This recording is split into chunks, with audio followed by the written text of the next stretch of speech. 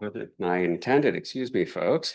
Good evening and welcome everybody to the City of Lake Forest Park City Council regular meeting for Thursday, June 12th, 2025.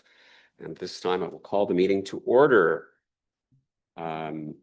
We are going to start with the Pledge of Allegiance. Everyone please stand. Councilmember Brittle is doing the honors for us tonight. Thank you, Councilmember. I pledge allegiance to the flag of the United States of America, and to the republic for which it stands, one nation, under God, indivisible, with liberty and justice for all. Thank you, everyone. Please be seated. And with that, we're going to start with the swearing in of Councilmember Ashton McCartney. We welcome her, and we're going to get started with that tonight. This one, Lane. Waiting on the judge. Judge is not here yet, so we will pursue that as soon as we can. I'm looking, no, not quite yet. So with everybody's patience, thank you for your consideration. Do I hear a motion for adoption of the agenda? So moved. Second. I'd like to amend the agenda so that we move item 9, which is the final confirmation, section 2 in front of public comments. Absolutely. Council has been moved and seconded. Thank you, Councilor Brittle. To move item 9, final confirmation appointment of Sandra Weber to the Climate Action Committee in advance of public comments. All those in favor of the amended agenda, please signify by saying aye. Aye. Any nays? The ayes have it. It passes unanimously. Thank you, Council. So with that, we're going to move on to final confirmation appointment of Sandra Weber to the Climate Action Committee. Sandra, please join us at the podium.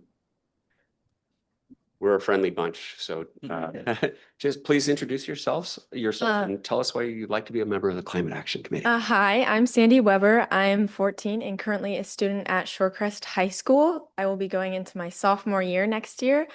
I want to be on the Climate Committee because I believe strongly in saving our planet, and that without a planet, I mean, where are we going to go, right? I think that climate change has not only affected us, but it affects every animal on the globe, from polar ice caps melting, polar bears' homes, and from like the birds and squirrels having their climates heated up and not having water sources in hotter climates like deserts. I've always been passionate about just nature and the outdoors ever since I was a kid. I love going outside and spending time outside with my family and friends. And I really think it's important to just preserve everything that we can. And I think climate change is a big problem that I think more people should be focusing on. So yeah. Great. Thank you so much. And go Scots, another Shorecrest student. Colleagues, questions for, yes, Deputy Mayor Furtani. And thank you, Ms. Weber, for coming to our meeting and volunteering for the Climate Action Committee. I think the work of that committee is very interesting. It'll dovetail with your Interact Club experience, and we're hoping that you bring a couple of friends along. But my question for you is more broad, which is, the mayor asked you about why you wanted to be on the Climate Action Committee. Do you have any specific ideas that you'd like to see the city implement? I noticed you were over at the Climate Hub the other day helping with the painting, and didn't have a chance to talk to you very much. This is your opportunity to say, what would you like to see? I think I would like to see affordable ways that people can help, because solar panels are a big way to help. It's a very sustainable energy source, but they're very expensive. And I think a lot of people in maybe more poorer sides of LFP, I know maybe there's not a ton, but just people that can't afford that extra way, I guess, to help the environment. So just, yeah, maybe more things to help. Well, I don't know how to word this. More, just easier ways to help out. So just spreading the word, getting information out there, getting everybody involved, whether that's just kids and fundraiser, the painting, fun activities like that, or heavy duty stuff, like, I don't know, just helping, just volunteer and all that. Wonderful. Thank you. Colleagues, other questions for, Councilor Riddle and then Vice Chair. Less a question, but my goodness, you're coming in here right before summer break, and I just want to commend you for stepping up in general, but also stepping up in this time and committing your time to some of these meetings over the summer break. So I really appreciate you obviously have your heart in the right place and you are committed to this effort. And I think LFP will be better having you on the Climate Action Committee. Thank you. I appreciate it. Councilor, Vice Chair. Good. Yeah, I will echo that. Thank you very much for volunteering your time. I know speaking for myself as a high school freshman or sophomore, I certainly was not engaged on city governance. So thank you for that. My question for you, do you have any ideas on how the city can do a better job of reaching out to young people? I think social media is a good way. I know a lot of teenagers, including me, are glued to their phones and just on like Instagram and TikTok. And so I think through social media and just through schools and like reaching out and like the community, like I think the painting was a very good way to get people involved. I know I invited a lot of my friends. I saw a lot of younger people there. And I think it's a fun activity that just kind of lightly says like, hey, this is what we're about. This is a way that you can help, or like this is what you can do to help. And it's fun. So yeah, I think just through social media and other like engaging activities. Wonderful. Thank you. Colleagues, other comments? What's wonderful, I would just add thank you very much for being willing to volunteer. This year is my 40th reunion for Shorecrest, which shows how old I am and explains some of the gray hair. Most of the gray hair is caused by these guys, but we really thank you for volunteering, and I would entertain a motion for. All right, with pleasure. I'd like to move to appoint Sandra Weber to the Climate Action Committee. Second. It's been moved and seconded to appoint Sandra Weber to the Climate Action Committee. Any discussion? All those in favor signify by saying aye. Aye. Any nays? Guys have it. It passes unanimously. Welcome, Sandra. Thank you so much. We really appreciate it. Right. Thank you so much. Okay, we're going to be moving on to public comments. We want to. Judge is here. Oh, I'm sorry. The judge. Oh, hello. Hi, Judge Grant. We're going to shift things around just quickly, going to the swearing in of Councilmember McCartney. Judge Grant, please join us. Thank you so much for coming. It's wonderful to see so many friends, family here. Councilmember McCartney, please. My honor to swear in new council member McCartney. All right. All right, raise your right hand. I state your name. Ashton McCartney. Having been duly appointed as city council member for the city of Lake Forest Park, do solemnly swear that I will faithfully and impartially perform the duties of the office as prescribed by law and to the best of my ability, and that I will support and maintain the ordinances of the city of Lake Forest Park and the laws and constitution of the state of Washington and the United States of America.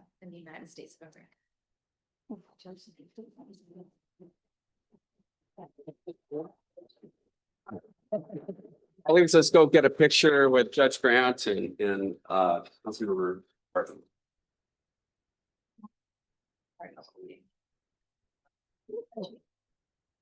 Here.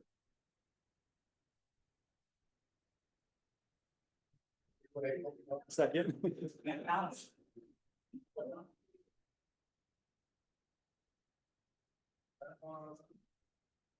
1, 2, 3.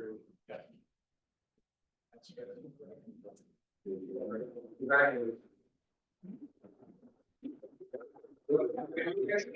Yeah.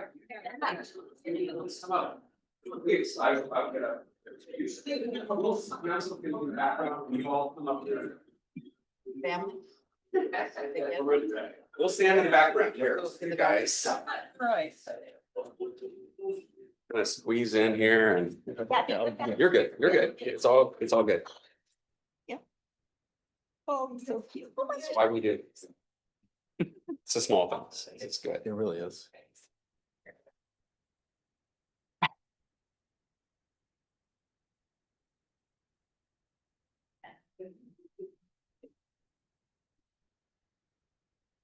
Senior, okay. 1, 2, 3. No, right here.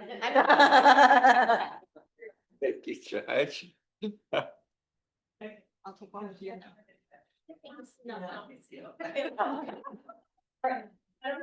Okay. Thanks, everybody. Appreciate that.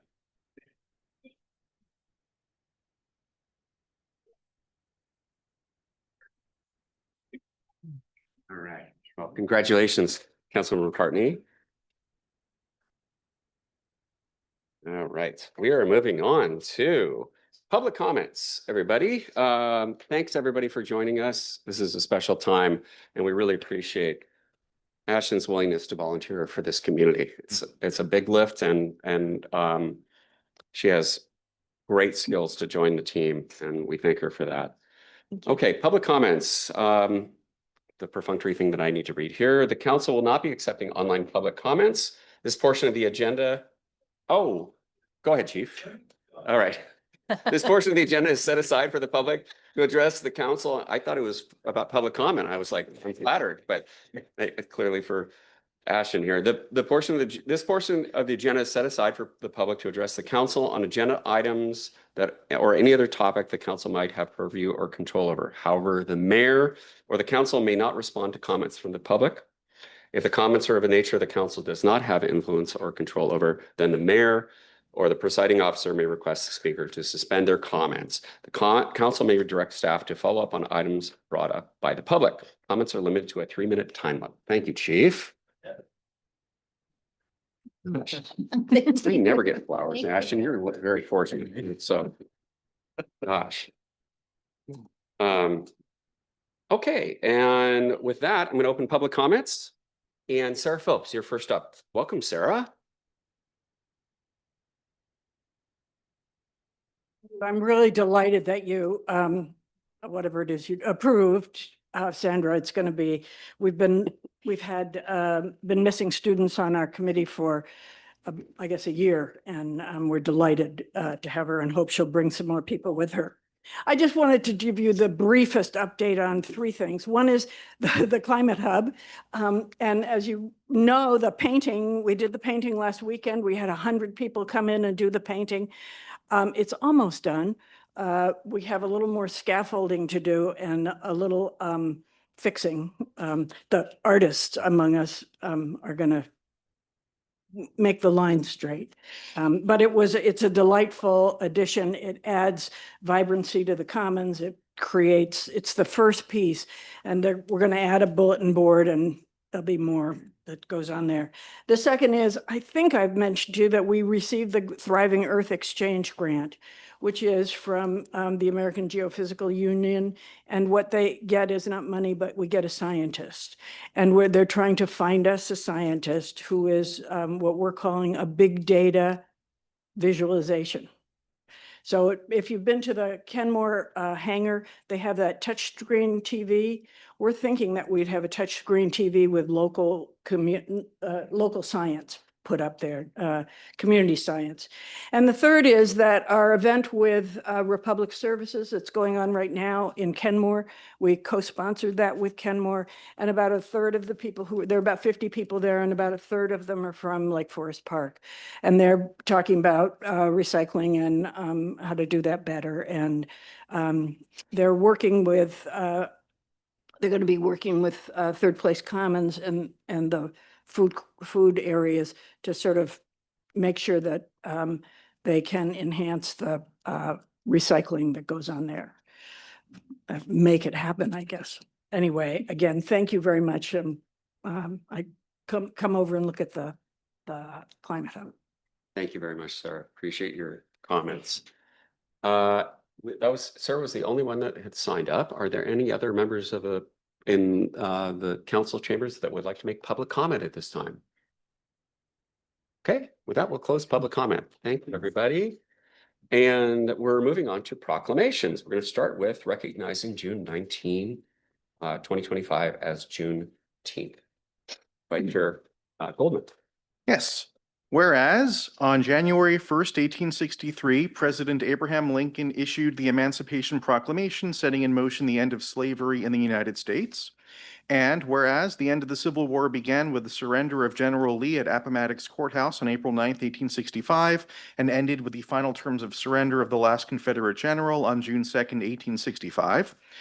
And whereas this news reached Texas when Union Major General Gordon Granger arrived in Galveston Bay with his troops, it was on June 19th, 1865 that he announced, "The people of Texas are informed that in accordance with a proclamation from the Executive of the United States, all slaves are free."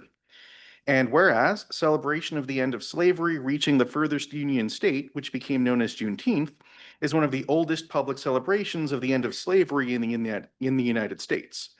And whereas Juneteenth celebrations spread across many southern states and more with the movement of free Texas slaves as they exercised their newfound freedoms in search of family and new lives. And whereas the first Juneteenth celebrations brought friends and families together, often on emancipated land, the first to be owned by former enslaved people, and included inspirational speakers, reading of the Emancipation Proclamation of 1863, food and stories from former enslaved people.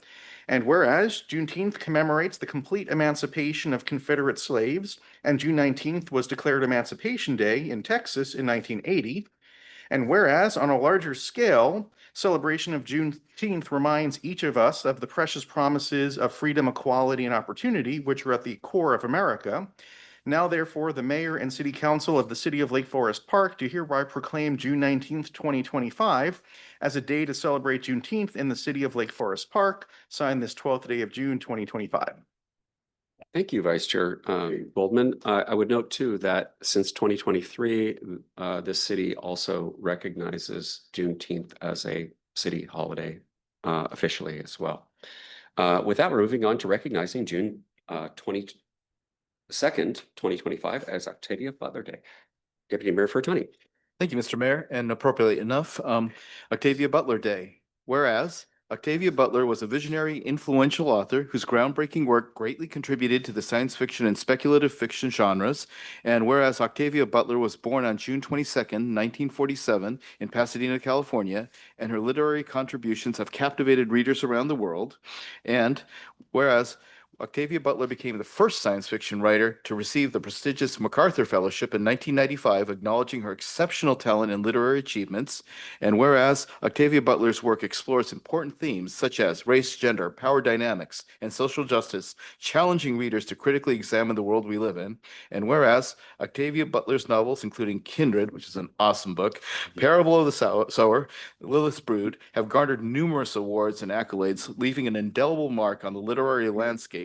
And whereas Octavia Butler's profound influence extends beyond her written works, inspiring countless authors, artists, and readers to engage in meaningful conversations about the future of humanity and the importance of empathy and understanding. And whereas it is important to honor and celebrate the contributions of Octavia Butler, recognizing her significant impact on literature and the promotion of diverse voices within the genre. And whereas Octavia Butler resided right here in Lake Forest Park, Washington, for a significant portion of her life, drawing inspiration from the natural beauty and vibrant community of our city. And it is fitting to honor her connection to our community on this special day.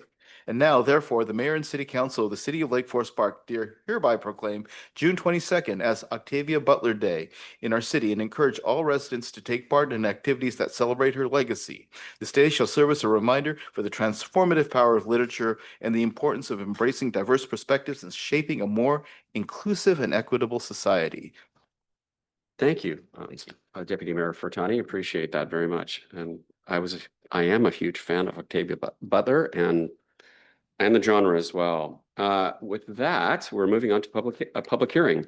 Director Hoffman, would you do the introduction? We're going to open a public hearing in a moment on public hearing on Ordinance 25-1309, amending Chapter 17 of the Lake Forest Park Municipal Code, subdivisions regarding unit lot subdivision code. Bear with me, this is a really big mouthful. Code amendments and ordinance 25-1310, amending chapter 18 of the Lake Forest Park Municipal Code, planning and land use regulation regarding middle housing and accessory dwelling units. Deep breath. Yeah, Director Hoffman, you have the Quite a floor, bit. sir. Thank you, Mayor, Council. Mark Hoffman, Community Development Director. Zoe Tapert of SCJ Alliance is also again with us before the council. A little bit of background. I'll reserve the time for a presentation by Zoe, and then we'll begin the portions of the public hearing. For the better part of a year and a half, the city has been working on housing issues due to at least 3 sessions of the legislature in Olympia. Last December, the city passed or adopted the comprehensive plan that has the vision, mission, goals, and policy. They quickly pivoted and began working on development regulations. They've held a public hearing. They made a recommendation. We introduced that to the council on May 22nd. This week, Monday, we held a discussion and some clarifying issues, and that will continue next Monday at a special meeting. Tonight is a notice public hearing to hear further comment to consider. This leads towards an anticipated action on June 26th. And we can talk further after the public gets a chance to speak, which is after Zoe's presentation. Ms. Tapert, welcome. Please proceed. I believe she's going to share screen. Thank you. Yes, I am getting to that right now. Good evening, Mayor, Council, members of the public. Thank you for having me today. I believe this should work. Oop, and I lost my screen. All right, share from beginning. There you go. Okay, are you seeing it correctly? Perfect, thank you all. For the record, my name is Zoe Tapert. I'm a planner with SCJ Alliance. I've been assisting the Planning Commission, city staff in updating updating the code for middle housing requirements. For today's agenda, I have a brief overview of middle housing and state requirements that were passed, the timeline and approach that was taken, and then proposed code changes as well. To provide an overview of the middle housing mandates that were passed by the state, in 2023, Washington State Legislature passed House Bill 1110, 1337, and then followed suit the following year with 2321. With the House Bills 1110 and 2321, these laws required zoning changes to be made for certain cities over a population threshold for middle housing types to allow for increased densities and a diversity of housing types. Then on the ADU side of things, cities were required to allow for at least 2 accessory dwelling units on all lots located.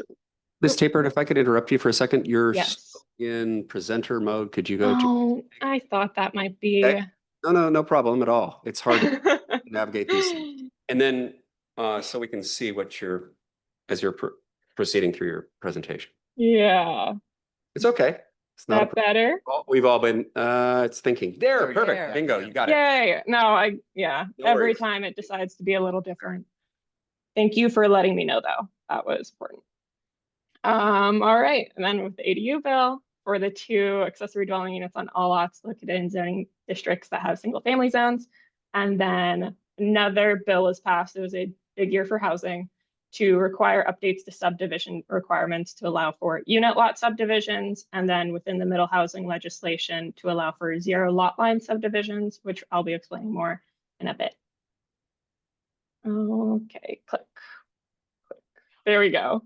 So what is meant by middle housing is essentially a bridge between single family houses and then mid-rise apartments. So this can be everything in between, from duplexes to courtyard apartments, cottage housing, townhomes. That's just the term middle housing overall. That's not necessarily what applies to Lake Forest Park today. The reason why Lake Forest Park is impacted by the middle housing legislation is due to the population threshold that was included within the state legislation itself. It's within a contiguous urban growth area with the largest city, is in a county with a population of over 275,000, and the city's population is less than 25,000. So because of all these different criterias, Lake Forest Park was classified as a tier 3 city, which meant that the city must adopt middle housing requirements and then allow for 2 units per lot for a unit density on all lots zoned predominantly for single-family residences. There was an added piece to this legislation that stated if there was a failure to do so by a deadline of 6 months after the comprehensive plan was passed, that the model ordinance developed by the Department of Commerce would supersede development regulations. The model ordinance that was developed by the Department of Commerce went above what were the state requirements in the legislation itself to change other things like building heights and setbacks associated with it as part of just some examples there. So when it goes to the 2 units per lot configurations, the types of middle housing that this means is really duplex, courtyard apartments, cottage housing, and stacked flats.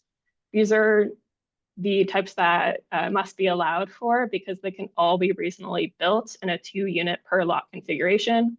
So duplex is that side by side. Courtyard apartments is attached and surrounding a court. Cottage, detached with an open space, and then stacked flats are just 2 units on top of each other to help with that.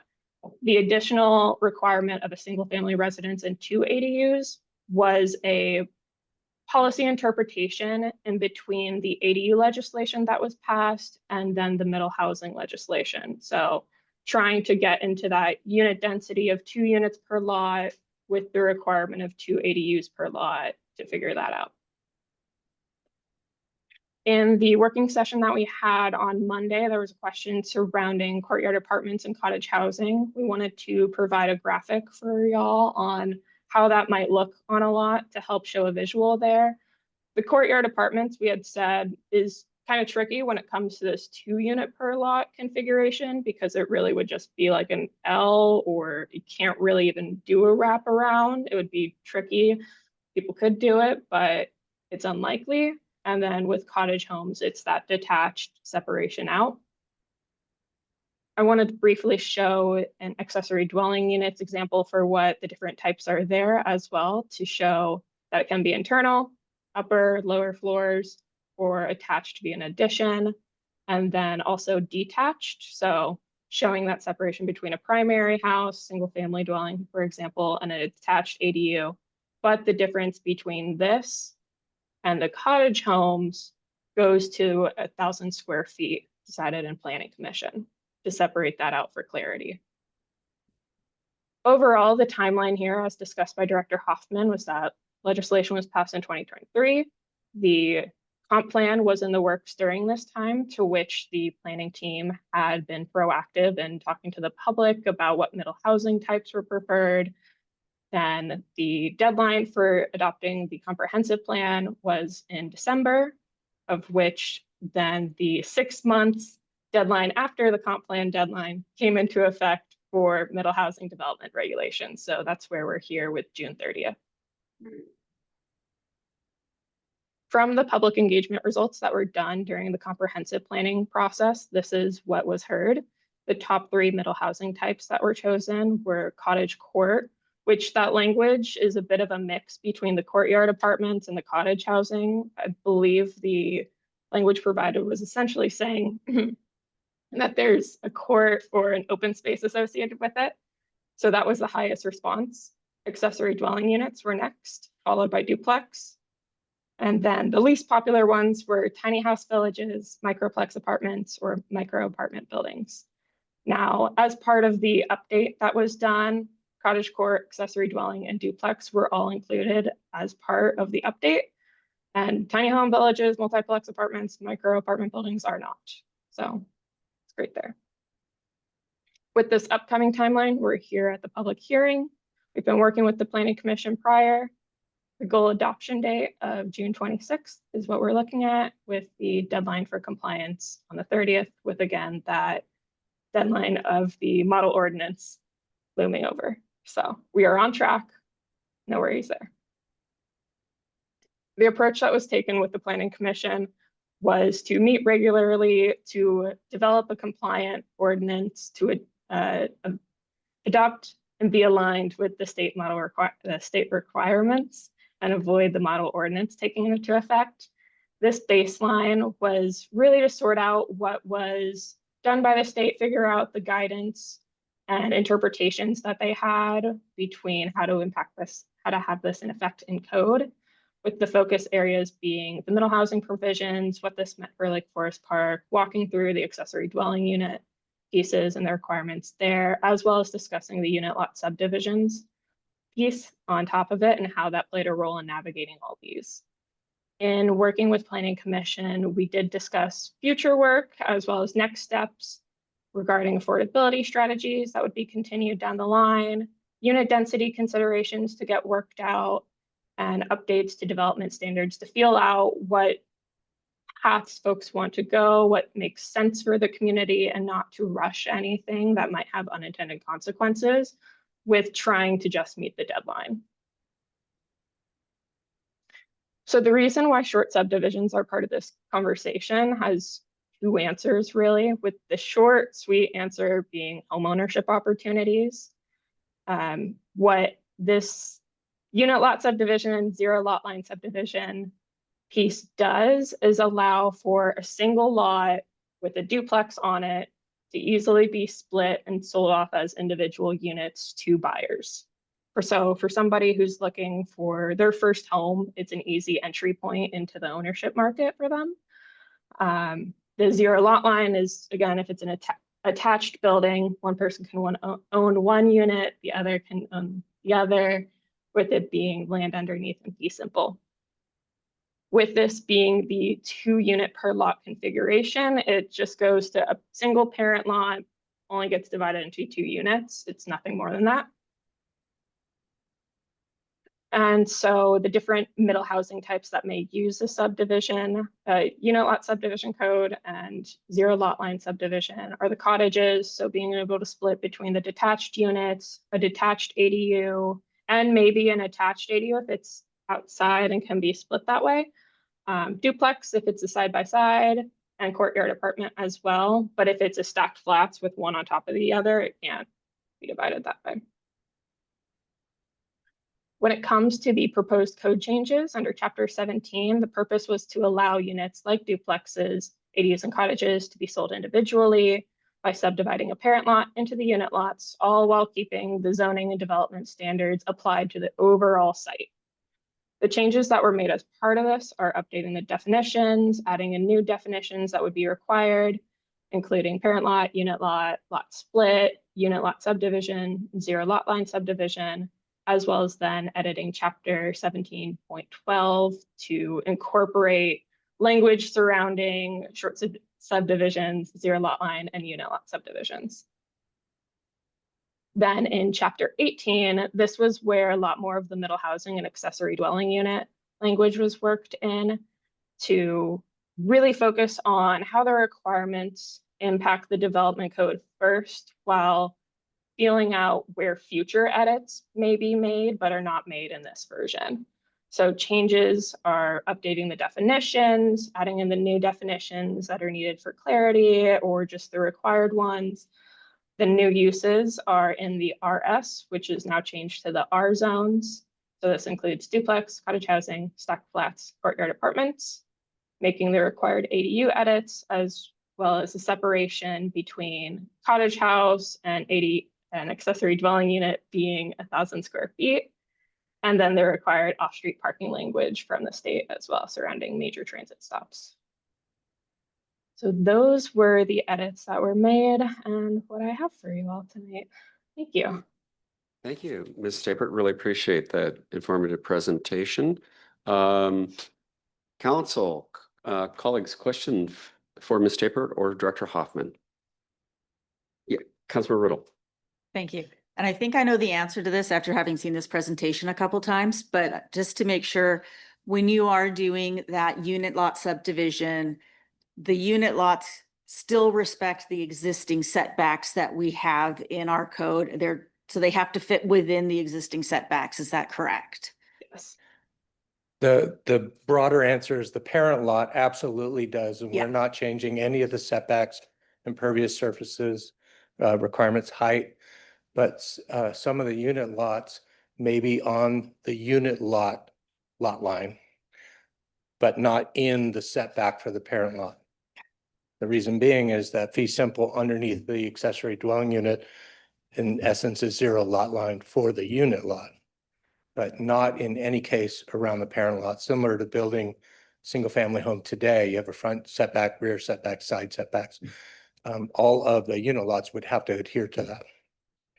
But within that unit lot zone, they can kind of locate their unit within there because we've already satisfied setbacks to the neighbors, Yes. correct? Okay. Yeah. Thank you, Councilmember. Colleagues, questions for Director Hoffman or Ms. Tabor? Okay, I think, are we ready to open the public hearing? Thank you, Director Hoffman and Ms. Tabor. Ms. McCartney, you're looking good. thoughtful. No, we're good. You sure? Okay. I didn't know that you're scratching your head or raising your hand. It's all good. If we can, with that, we're going to open the public hearing on Ordinance 25-1309, amending Chapter 17 of the Lake Forest Park Municipal Code, subdivisions regarding unit lot subdivision code amendments, and Ordinance 25-1310, amending Chapter 18 of the Lake Forest Park Municipal Code, planning and land use regulation regarding middle housing and accessory dwelling units. Any oxygen, Chief? Got any? Okay, thank you, sir. And with that, we have, let's see, Mr. Lyman, I hope I pronounced your name correctly, Jim. Welcome. And you're commenting on Ordinance 1310, the planning and use regulation regarding middle housing and accessory dwelling units. Welcome, Jim. Thank you, Mayor and Council. Is my voice clear? You bet. Thank you. My name is Jim Liming. I've had the pleasure of living in the community since 1976 on 37th Avenue Northeast, and thanks to the council, it's now also Octavia Butler Avenue or Boulevard, one or the other. Avenue, I think. When I signed the sign-in sheet and said that the question was whether I would speak in favor of the ordinance or in opposition to the ordinance, I put a question mark because I really am neither in favor nor opposed to the ordinance. I think I understand the pressure that the council is under. I understand the history and the manner in which the council has arrived at this point to adopt this resolution under the wire, under the June 30 mandate by the state of Washington, which otherwise could result in perhaps an ordinance that would be less appealing to the residents of Lake Forest Park. So I thank the council and thank everyone in that process for doing so. But I wouldn't want everyone in the room to think that ADUs or duplexes or lot divisions will be automatically available throughout the city regardless of zoning because of covenants, codes, and restrictions that have been running with the land for nearly a century. For example, in Sheridan Beach number 1 and Sheridan Beach number 2 and Sheridan Heights number 1 and Sheridan Heights number 2, covenants have been in place with the plat declaration and the deeds that people receive when they buy their property, which prohibit anything other than a single family resident on each lot. I understand, I originally came here with the idea of asking the council whether the council had addressed that thought and whether there was any agreement among the council as to whether or not such was the case. I realize that some covenants, codes, and restrictions can be overridden by law. For example, more than 50 years ago, racial covenants were quite properly overridden by law. And more recently, in the last few years, covenants which would prohibit adult family homes in a neighborhood have been overridden by the Washington State Legislature quite properly. But I don't know that the Washington State Legislature has adopted anything with respect to the covenants that I'm discussing today. And I realize that I can't ask the question. Well, I can ask the question of the council, but the council doesn't have to answer But because this is a public meeting and there will be a public record of this meeting, at least the public record will show that the point was raised, the question was asked. And I think that's all I have to say. Thank you very much, Mr. Liming. Our Jim is the only one signed up here for public hearing. Is there anyone else in the council chambers that would like to make comment on 1309 or 1310? Please approach the podium and state your name, please, so we can have it for the record. Yeah, 3 minutes. Hi, my name is Zach Garbowitz. I live in Lake Forest Park along with my wife, Jen. I am also a real estate investor. I'm in the process of building an ADU in Seattle currently. I just wanted to speak really briefly in favor of, in particular, the ADU regulations. I think in general, more housing is better. And so we should be looking to update our codes basically as permissively as possible to allow more building in the area. And I think in particular ADUs are a really good way to increase housing density and also I think in a lot of cases maintain the character of the neighborhood at the same time. So that's all I wanted to say. Thank you, Zach. Thanks. Appreciate it. Any other public comments on the two topics at hand here? Ordinances. Yeah, the two different ordinances, excuse me, 1309 and 1310. Okay, with that, we're going to close the Mr. Mayor, yes. you also received written comments. Oh, did you want to read it? Okay, if you could read it into the record, that'd be great. Thank you, Deputy Mayor. Sure.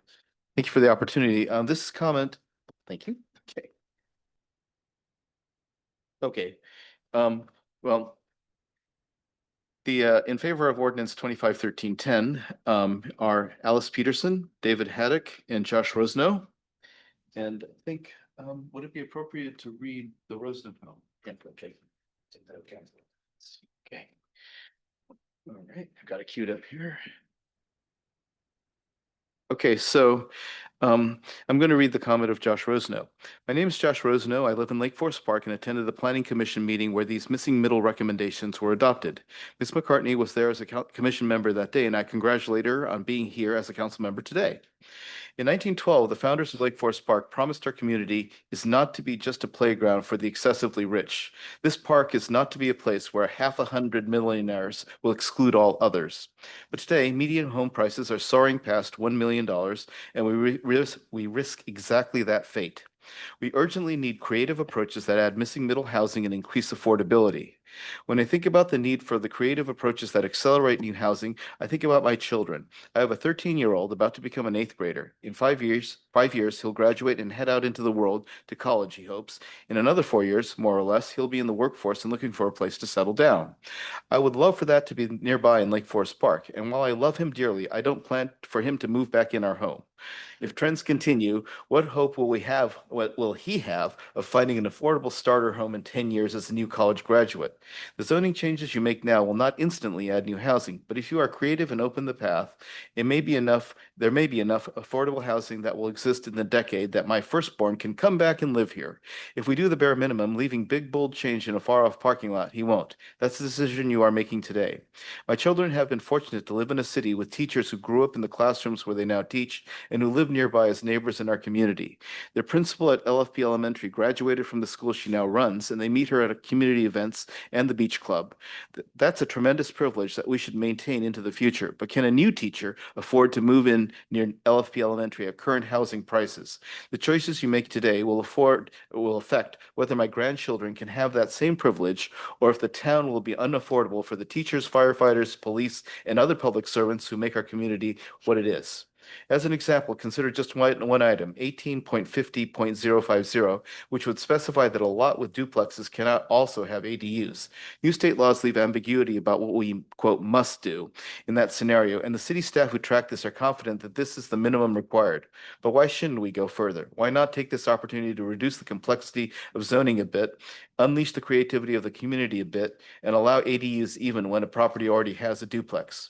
I'm optimistic that this council or a future council will tackle these issues, and I understand the need to move efficiently before the looming statewide deadlines. Still, there is room to simplify zoning and make some bold decisions now, and I hope the council will take that opportunity and make sure that 3 generations of my family who live here can continue growing in Lake Forest Park. I thank all the staff and planning commissioners who have moved this process along under hard deadlines and who are working so hard to keep our community affordable for all. Thank you, Deputy Mayor. Any other comments from the council chambers on topic in the public hearing? Okay, with that, we're going to close the public hearing. And now let's move on to staff addressing questions that may be presented during public comments. The question of covenants. Jim, thank you for that comment. It's been raised before. I would defer to the experts. My understanding, the legislature took up the question of covenants, but they did not override those covenants when it came to middle housing and ADUs. They did not. They struggled for 2 sessions. The consensus, well, what was adopted was that new CCNRs could not preempt, but they honored existing. And from a planner's perspective, at a local jurisdiction, we do not even see them. Right. Nor do we require them. Thank you, Director Hoffman. I think that was the only question that was raised during public comment. Thank you. With that, we will move on here. We Mr. have a Mayor, hand. is there an opportunity to address this question further? If you would like, yes, absolutely, Councilmember. So I'm trying to understand, as a planning department, we don't see CCNRs. And Correct. So how are those administered? So if there is an existing CCCR, either by a homeowners association or some other means, how does the city address that when there's an applicant for redevelopment of a property that might have such a restriction? Currently in the past or in January or July onward? For unit lot subdivision, it's very different. But in the past, subdivision 5 lots or more, condo is not a city action. CCNRs in another state come to staff so that we're aware and we review them, but we don't take a city action to approve them. It's a private matter enforced by the courts. It's between property owners. The city does not enforce CCNRs. So I guess I'm trying to understand that if an applicant, if this ordinance passes, that a parent lot may be subdivided or 2 units put on a lot without subdivision, and there are CCNRs on that property, how would the city address that? The way the amendments are currently drafted, we will see the unit lot subdivision agreement. There are 3 options that separate it from, well, there are 3 options for unit lot subdivision. One is to require nothing. Go battle it out. The former deputy mayor brought that issue up. The way the amendments are currently written is we would see that agreement. I don't have the code section here in front of me. That's very different than a subdivision CCNRs and condominium. We would never see a condominium. You could condominiumize something right now, but we would not see it. We would not enforce it. I love to be aware of them because we also facilitate in the community. But when it comes to somebody like code enforcement, CCNR says X. Code enforcement, please go out and enforce it. The answer is the courts do that, not the city. And subdivision is different than unit lot subdivision. If you have 2 units, the common area and how it's managed or the utilities, those will be lessons we will learn. But I separate that out professionally from what I traditionally regard as CCNRs. And we could dive, city attorney. Ms. Pratt. One thing to add, if CCNR said no further subdivision of any of these lots, no further division, it's normally a neighbor or the homeowners association that will bring it to the attention of the city after, hey, they have gotten that notice of application in the mail from the city. So if I understand, it's essentially the homeowners association that might have CCNRs on that property that would be the ones that would notify the city, and the city in itself wouldn't necessarily have the CCNR's awareness.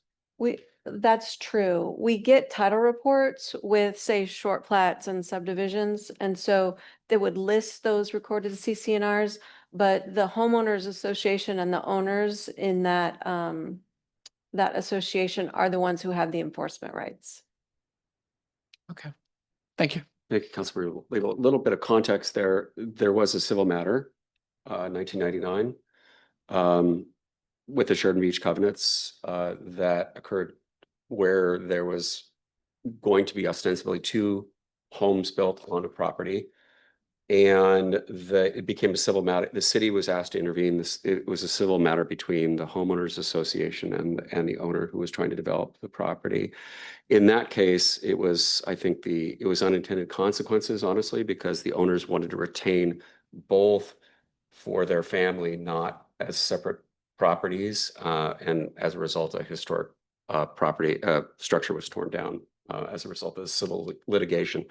So again, it's a civil matter. It's something that doesn't come necessarily before. And we could dive into it further. Monday night, I wouldn't mind pointing out the exact wording, the exact section. So that you can compare these code amendments to condominium, for instance. But it's specific only to the unit lot subdivision. We will learn as we go. We would be very interested in CCNRs that exist when somebody applies for a unit lot subdivision. Please, Mr. Lebo. Thank you for your indulgence. You bet. You mentioned that the state discussed the CCNRs with community interest or associations and homeowners associations and decided not to do anything that were already existing, but did say that for future you could not limit it to single family homes. Is that correct? Yeah, I don't know the wording, but Okay. I believe it lies in House Bill 1110. Okay, so the other is while the state didn't do it, can a city do it?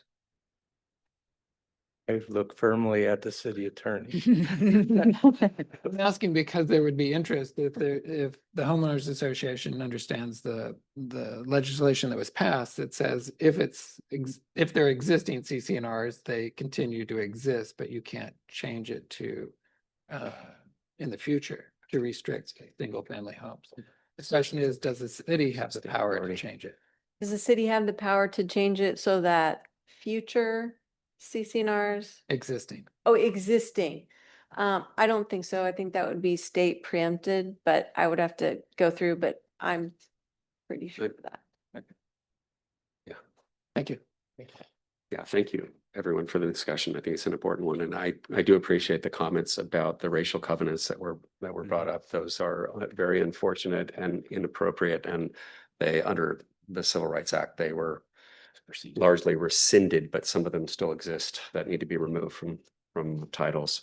Okay, with that, we've addressed this. Any questions that have come up from the public, correct, colleagues? Yes. The question of parking lot items, because are we going to be able to see kind of a list of our parking lot items a little bit later? We're not there yet. We're still hearing-ish. Okay, Yeah, Oh, we'll be sorry. there in just a second. Yeah, thank you. my apologies. Okay, with that, we're fully closed on the public hearing. Thank you, everybody.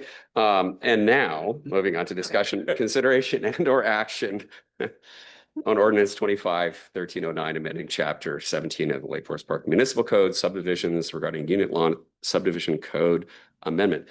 I think Councilmember Riddle might have a question. Please. So, thank you. I just really wanted to Okay, get my just- question. Yeah, because I know that we've been tossing a lot of parking lot items out there because this is happening with this deadline, and we just want to make sure that we don't miss this deadline. Are you able to collate those into a document in the next week or two, or so that we know what we asked for? Yes, Is and that I will okay? share those. It exists. It was the parking lot in the Planning Commission 2025 work plan. That was also in their materials The last meeting, they didn't get to it because of the public hearing for middle housing. This Tuesday night, after several items came up, we discussed it and prioritized it at Planning Commission. I took notes last night, late at night. I'm sure I have them all captured from Monday night's council discussion. Now, as I told Councilmember Good, I just have to make it pretty and then share it, but it exists. I believe I've captured them all, and I believe I added or made more specific 3 from Monday night. Appreciate that very much. Thank you. Thank you, Councilmember Riddle. Colleagues, other discussion on ordinance 25-1309 amending regarding unit lot subdivision code, subdivisions, et cetera. Deputy Mayor Furtani. Thank you, Mr. Mayor. And Director Hoffman, regarding one of our correspondence comments about that section 1850-050 about ADUs with duplexes, is that in the parking lot? Do you know? No, it's not. Okay. One of the comments Monday night, and I'm hoping to have that discussion in detail on the 16th and work it out. I was able to flag it last night, give the 2 options, go to sleep, read the Planning Commission, or not read it, watch the Planning Commission video today. And now I know exactly what they have requested. And so I'll summarize it tonight and not go into it. The discussion was whether accessory dwelling units should be treated like middle housing, in the sense that if you have a substandard lot for minimum lot area, what should be done? The option is not allow them because you're substandard in lot area. A lot of those situations are still rather large lots.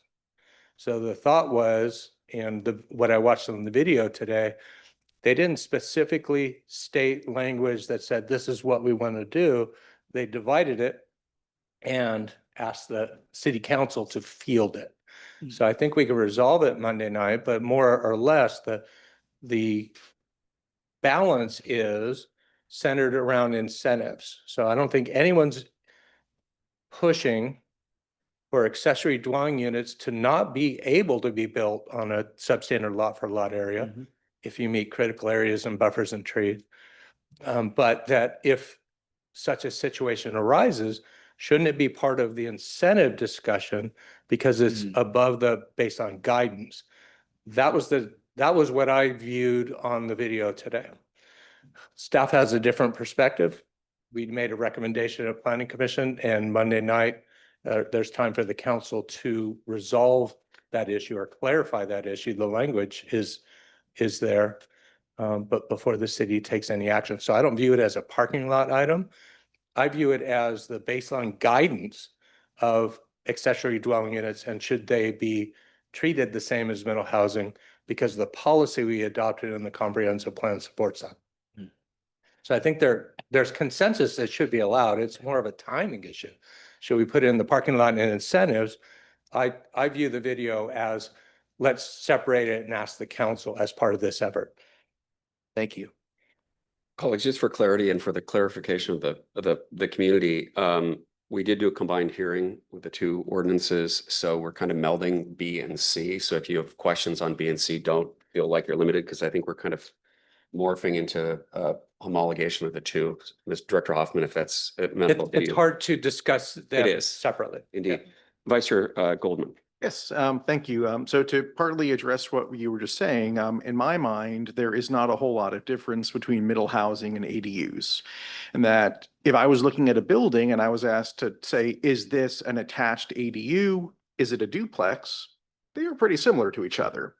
And so I would generally support ways that we could treat them similarly in the code. And so one way that would show up would be substandard units. So for instance, if your house is in the minimum 20,000 square foot zone, but because of annexations, you're only 19,500, that's still a really big lot. And so I would not want to completely ban ADUs there. The other one, and this kind of gets at Mr. Roseno's comment, which is that currently the recommendation and the ordinance that we have says you can do 1 principal unit plus 2 ADUs, but you cannot do a duplex plus 1 ADU. And again, in my mind, those are pretty similar options. And so I would be interested in having a council discussion. Would we want to consider, if there's a duplex, could that duplex add one additional ADU? Because in my mind, I don't see a huge amount of daylight between duplex plus one ADU versus single family home plus two ADUs. That was discussed at length at Planning Commission. They firmly put that in the parking lot.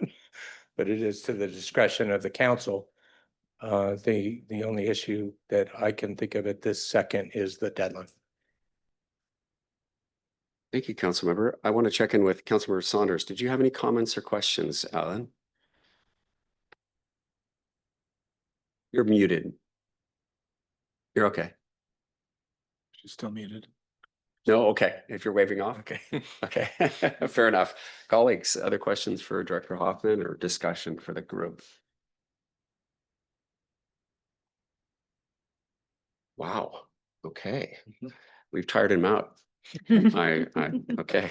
Thank you very much, Director. Opportunities. Yeah, we have more opportunities. Thank you. Thank you. Again, expressing the sense of urgency, colleagues. We have a deadline that's bearing down on us, and I think we all recognize that the model ordinance is not something that it's a one size fits all, and it's not necessarily something we want to be having staring us in the face. Okay, we've covered, yes. And I'd like to make a comment about that because I've heard from the community about, so what's so bad about the model ordinance? And it's not that it's bad per se, it's that it's a fairly complex ordinance that covers all, I think, 3 tiers of cities. And for the staff to have to spend time to figure that out while we basically wait, say, July until we approve the ordinance means that there'll be 3 different sets of rules potentially staring us in the face. And I think that's what we want to avoid. We want to have a clean passage this month so that the new set of rules takes over and everybody understands that's when it took over. Thank you, Deputy Mayor. And I think also too, it goes without saying that we want to honor the hard work of the Planning Commission because it is exceptional work and it really reflects the character of our community. So I think that's very important. Other comments on point? Okay. Yes, Deputy. Councilmember Riddle, I guess, right? Yeah, and this has been reviewed, and it has been for whether it meets the minimum standards, and it has passed through Commerce. So we know what we have now is likely to work because they've already looked at it and didn't come back with any significant impactful comments. So anything we do here above and beyond would be something we want to bring to the community, but what we have right now, we know will work. And so I think that's important to recognize. Thank you, Council. A risk. Yeah, thank you, Councilmember Riddle. Any other questions or comments? With that, we will move on. Thank you, Ms. Tapert. We really appreciate your time and all your hard work on our behalf. Thank you for Have a great having me. evening. Yeah, you too. Bye. Take care. All right, we're moving on to the consent calendar. I entertain a motion for adoption. So moved? Second. Been moved and seconded. Are there any comments or questions? Hearing none, that is adopted by unanimous consent. Thank you, everyone. We've already taken care of final confirmation and we're moving on to ordinances and resolution for introduction referral. Ms. Roche, Corey, welcome. We have resolution 25-2020 authorizing the mayor to sign a grant agreement between King County and the city of Lake Forest Park for development funding for the future Lakefront Park property. Welcome, Corey. Yes, hi. So this will be the first official funding we've accepted for the construction portion of the Lakefront Park project. This is coming from the King County Office of Performance Strategy and Budget, which I think is under the King County Executive area. This will be reimbursement for development and construction. They kept it very broad for us, so we could use it in many ways, and it's just the start of funding coming in. Okay. Questions? Colleagues, questions for Ms. Roche? Let's go right down the aisle since we start with How much Councilmember was Good it? and then Councilmember Leva. Oh, 500,000. Okay, thank you. Councilmember Leva. Thank you for the presentation. So in reading it, it talks about construction occurring in 26, 27. Is there any concern about the time period, and meaning if we don't do construction during that time period, will the grant be extended? I have full confidence we'll be able to use 500,000 on some construction out there before 2027, but typically granting agencies that I've worked with in the past are very nice. If we are continuing to make some progress, they will extend funding, so. Thank you. Thank you, Mr. Lebo. Colleagues, other questions for Ms. Broth?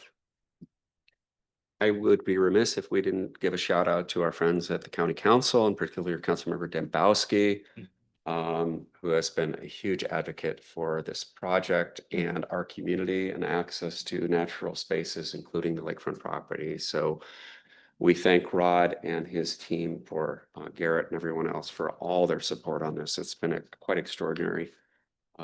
We couldn't do it without them, honestly. Okay, yes.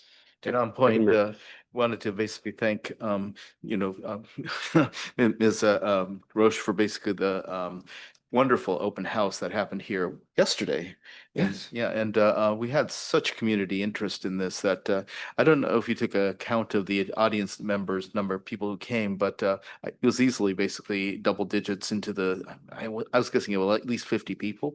Yeah, I would say was probably over 50 or 60 people last night that came through. So it was a well-attended event. Saw a couple of faces up there and yeah, it was good. Good feedback. People are excited. Yes, that's great. Thank you. Colleagues, other questions or comments? Okay, thank you very much, Ms. Rose. We'll see you coming back to us in short order. Let's see, I'm making sure I'm staying on this one because I don't have the amended one up here. I guess we're on to.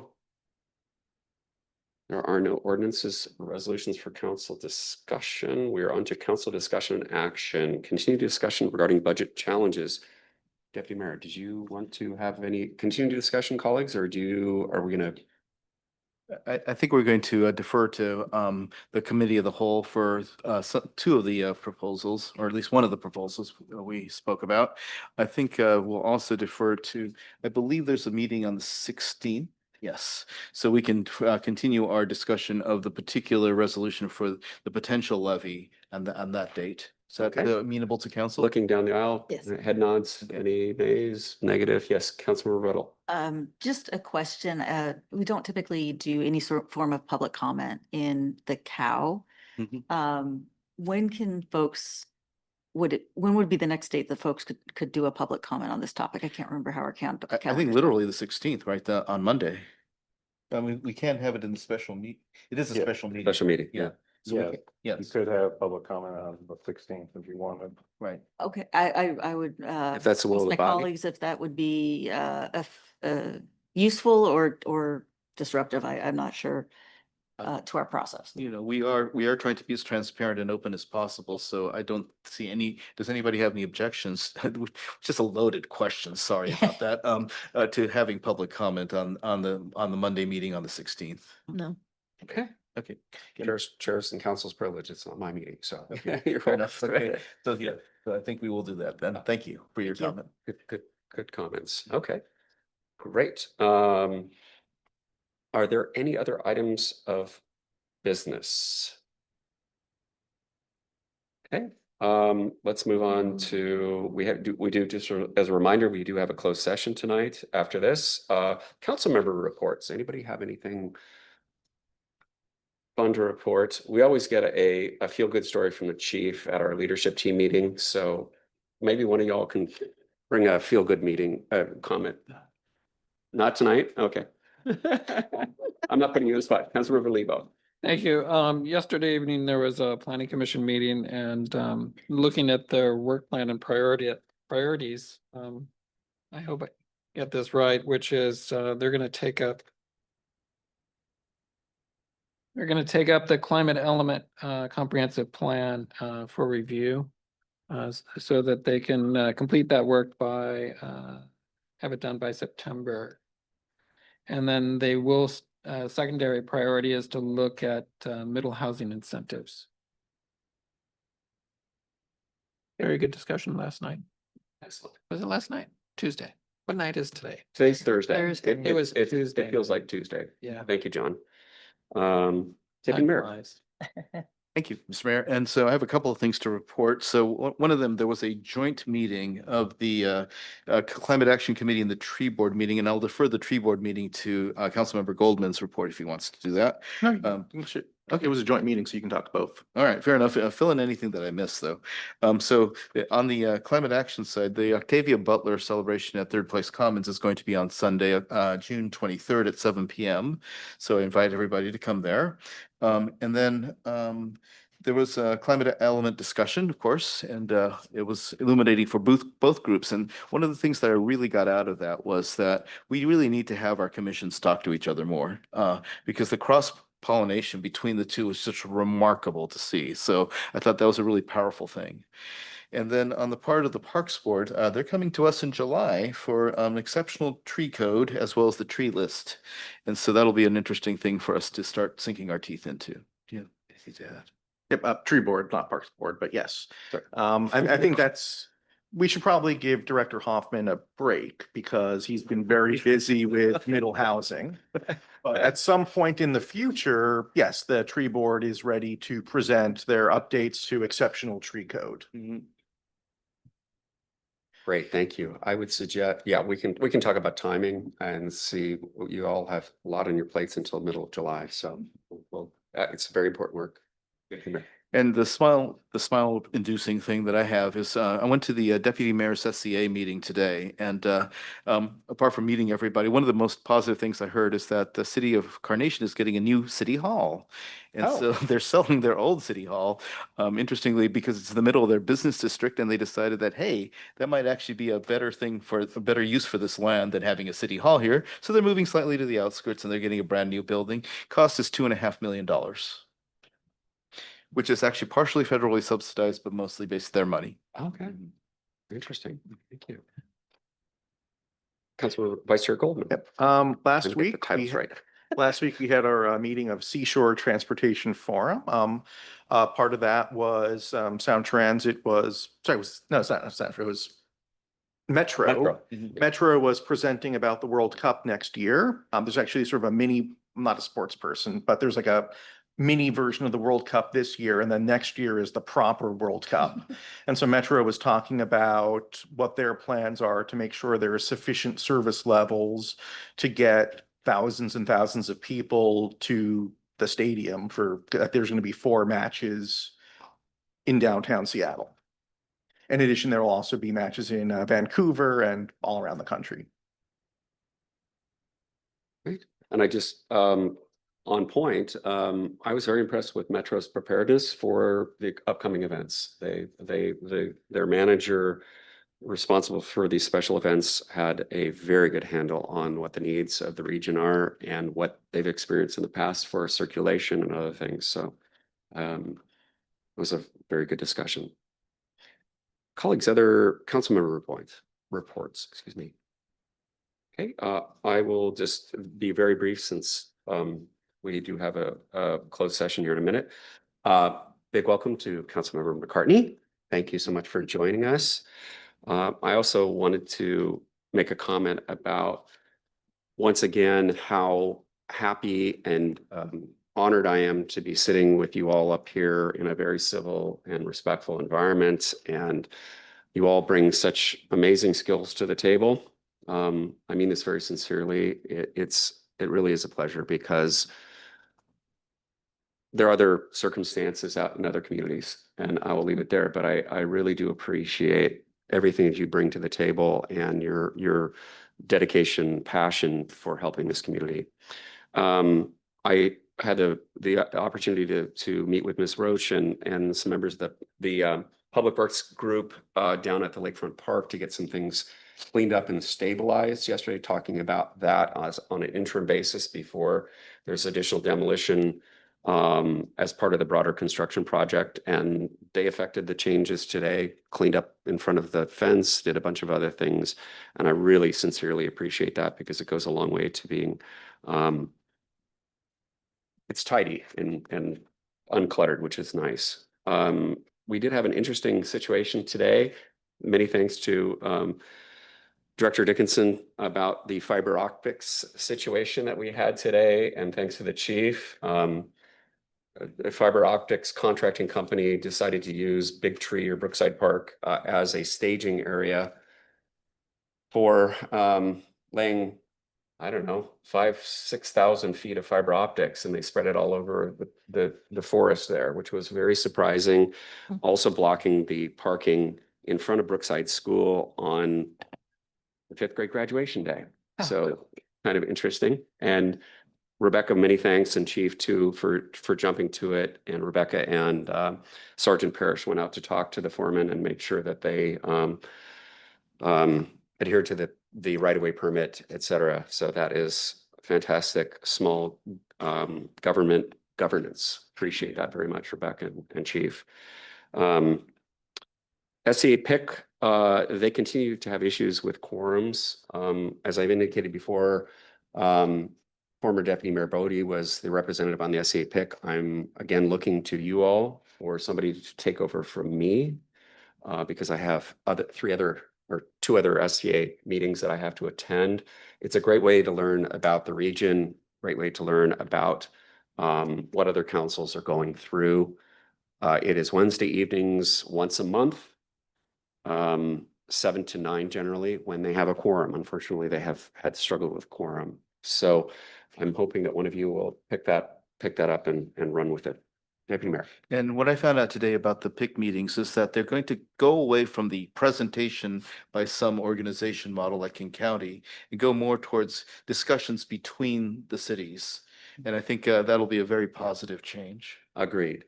And they have, and just for the record, some of you may know this, but for the edification of some others here, they have struggled. They've struggled with leadership. They've had a large departure of staff over the last 2 years for other organizations.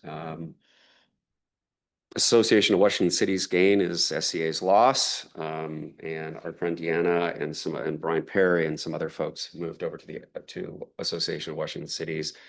And I really fervently hope that SCA, under their new director, who is a really outstanding leader, that they can continue to thrive. So anyway, if you're interested in that position, please reach out to council leadership and let either Deputy Mayor Fertani or Vice Chair Goldman know that you're interested in that.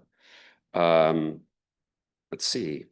Actually, that's it. I just wanted to say too that talking to a young person out in the parking lot earlier today, they counted 9 eagles overhead yesterday. So it is definitely wildlife season. Pretty darn cool, folks. So the ospreys are out and the blue herons are going crazy all over. They were in Blue Heron, Whispering Willow, Lakefront Preserve, and it's pretty amazing to see the wildlife in our community, especially in this urban environment. City Administrator's report. Mr. Hill, anything you wanted to highlight? Just highlight for Director Dickinson and Project Manager Phillips.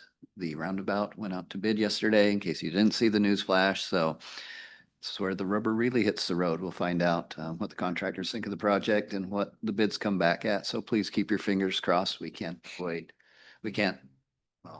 afford excessive increases. So we'll let you know when we know. Thank you, Mr. Hill. Appreciate that. 2 other things too about capital projects. One, we had a meeting today with WashDOT, their communications team, and about the culvert project. If you have questions about that, Administrator Hill, Chief Harden, and Director Dickinson were all on that call. Things about the detour, the various things that are going to happen regarding that project. There are lots of questions. Thank you, Chief, for asking the questions. I think we'll hopefully get many of them answered in short order. But just for the edification of the community as well, the chief and the traffic calming group have been all over it, including Amanda, who is our traffic calming officer, support officer. Thank you very much, Chief. And there will be questions. There's no ifs, ands, ors, or buts about it. It's going to be an uncomfortable process. And what we can tell you more about the scheduling and the timing, but they're going to start putting things in place next Monday. So I think it's going to be surveying and the general kind of thing. Breaking ground is going to be a little bit later. The other thing I did want to mention to you too, which is a surprise to all of us, not washed out, excuse me. In the midst of all of this, Seattle City Light is proposing to break ground on a project in July on 522 to underground some wires between 160th and 171st, I believe, in Sheridan Beach. It's a much needed project to be done. We're working to see if we can persuade them to do it concurrently with other projects that might be coming down the line, like Sound Transit, perhaps when they have to tear up the ground as well. Having said that, it is noted, I hope you all know, that we've had power pole fires, we've had lines go down repeatedly in that area for decades. And so it is a major source of failure. So we appreciate Seattle City Light being willing to do the undergrounding. At the same time, we want to do it with a minimum of disruption to the community and the greater area in terms of traffic and other considerations. It's new to us as of just recently, and we'll keep you informed on what's going on there.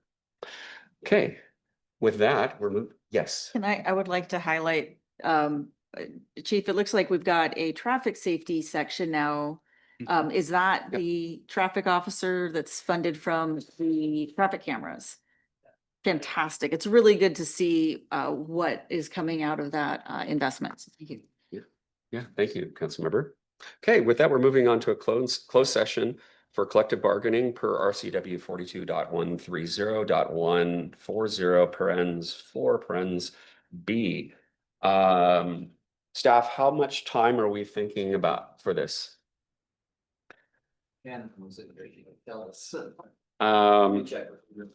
Okay.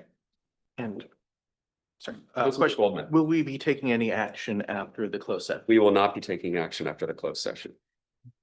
Unless Administrator Hill comes back and finds out something different that I'm not aware of. So with that, I just want to let's just talk very quickly about future schedule. Reminder, we have a special meeting coming up on the 16th.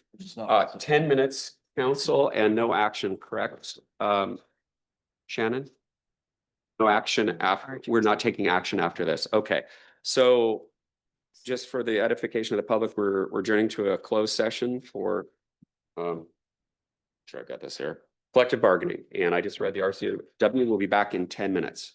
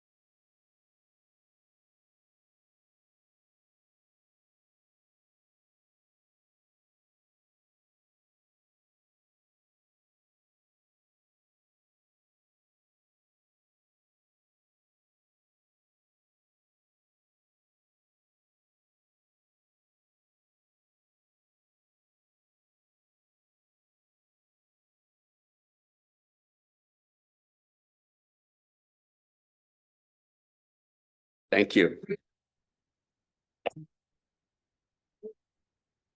So everyone, we're back in session here for just one moment after a closed session regarding collective bargaining per RCW 42.130.140, friends 4, friends B. There's no action going to be taken. And with that, I will call this meeting adjourned. Thank you, everyone. Appreciate your time. Thank you.